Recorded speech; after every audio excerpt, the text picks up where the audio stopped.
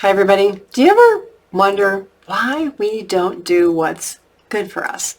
Why our aging parents don't do what's good for them? Why do we ignore facts? That's going to be the question that we'll talk about in today's video. I'm Pamela D. Wilson. My website is PamelaDWilson.com. On there, lots of factual information based on my 20 years of experience one-to-one caring for older adults, being a professional fiduciary, making medical and financial decisions, and generally managing care and working with caregiving families. So, the more time that you spend as a caregiver, the more often you will come into contact with people or situations where you may not be given all the information and you make a mistake and you're like, how did that happen? Or you're given just enough information and everything goes wrong. Well, in response to caregiver questions about this topic, we're going to talk about why we may ignore facts, why we miss important information, why we make mistakes, how we can become naive or misled by information that we're giving, and the questions that we should ask to determine whether accurate information is more important to us to make decisions, or whether we'd rather be pressured by other people who think they know better, or we're emotionally swayed and that's how we prefer to make decisions, but then sometimes it doesn't always work out the way we want. So let's start with an idea of change, right? Witnessing change, seeing change. There's this concept actually called change blindness. And that means that we miss big changes that happen right in front of our face, right in front of our eyes. Why might that happen, right? Well, as humans, we get used to things that we see all the time, and so we take them for granted. We don't notice them anymore, right?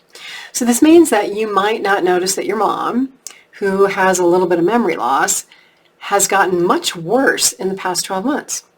Your brother or sister comes home to visit and they're like, oh my God, Mom can't remember like what happened 2 seconds ago. And you're like, it's not that bad. And they're like, no, it's really bad.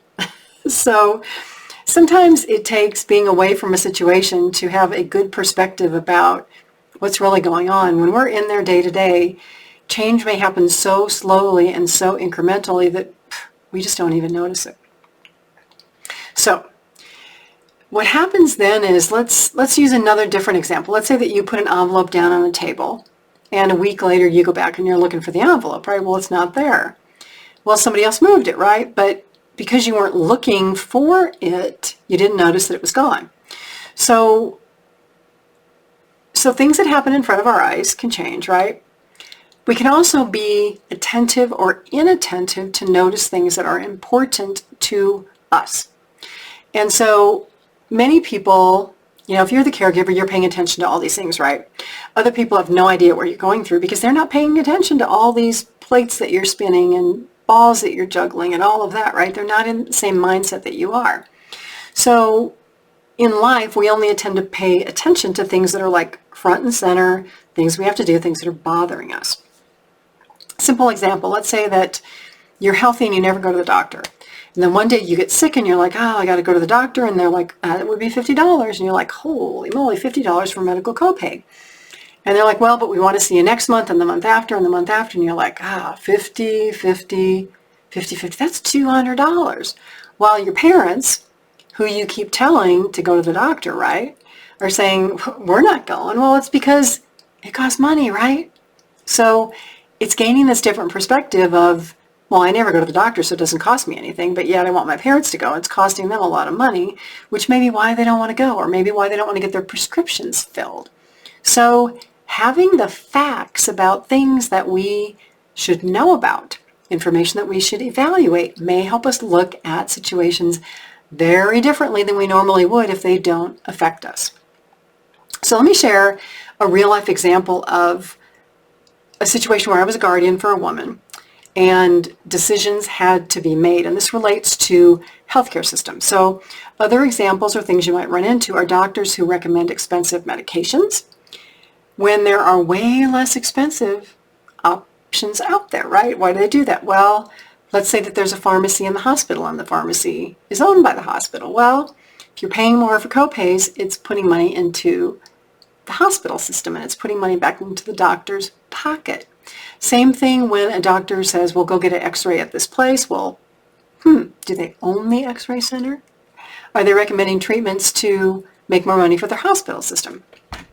Now, in all these situations, families, caregivers, the elderly can feel very vulnerable, and so you agree to do things that are recommended because you're stressed and you're like, well, what if I don't do this? It could get worse. I don't know. But yet you're not fact-checking or asking for enough information.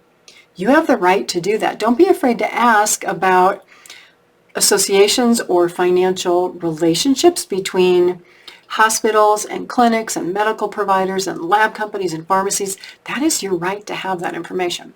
So, real life example. I was a guardian for an older lady who had Alzheimer's disease, and it was pretty advanced. She had a mammogram. There was a question about a lump, so we went to go get a test just to find out if she had cancer or not, because that would be something that you would want to know so that you could treat the cancer. So we go to the center, they do the test, the technician calls me in, and of course this scan is on the screen, right? He's pointing to all this stuff and he's talking excitedly, and I'm like, okay, what's going on here? So follow me through this list of questions and answers, because this might be helpful to you. So he's showing me the scans and he's pointing to stuff, and I'm like, okay, what am I looking at? What am I seeing? What are these spots? He's like, well, they're calcifications. I'm like, okay, what's calcification? What is a calcification, and why should I care? Why is this important? And he said, well, calcifications can eventually turn into cancer. So my question was, okay, so today these calcifications are not cancer. Is that correct? Yes, that's correct.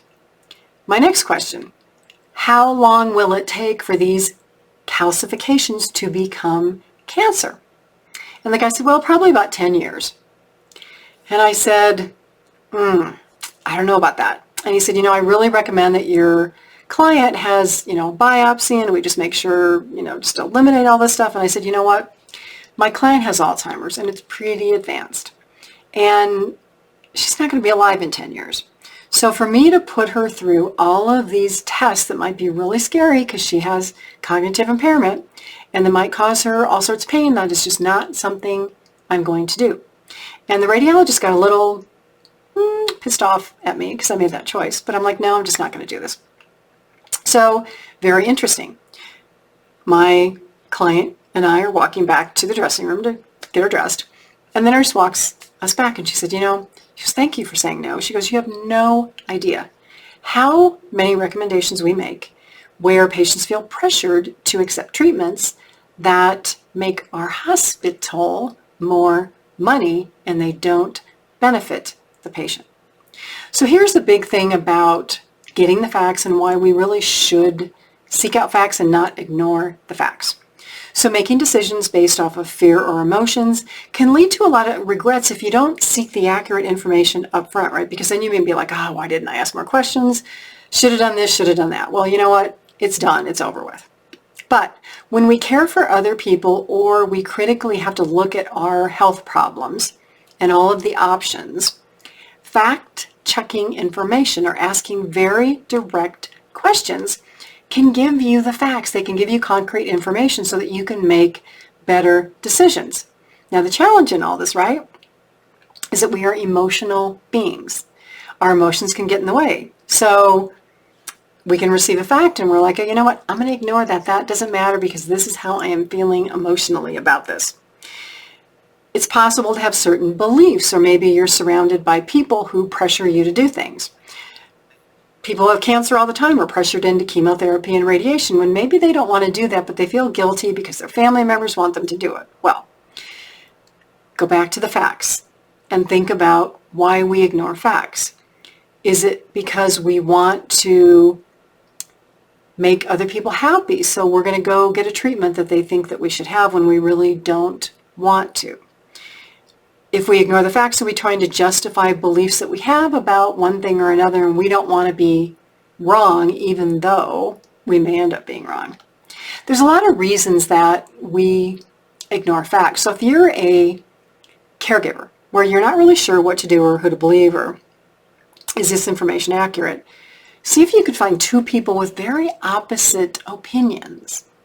Like why you should do this, why you shouldn't do this, why it's good. And then try to come to somewhere in the middle to say, okay, these are the facts. This is why I don't want to do it.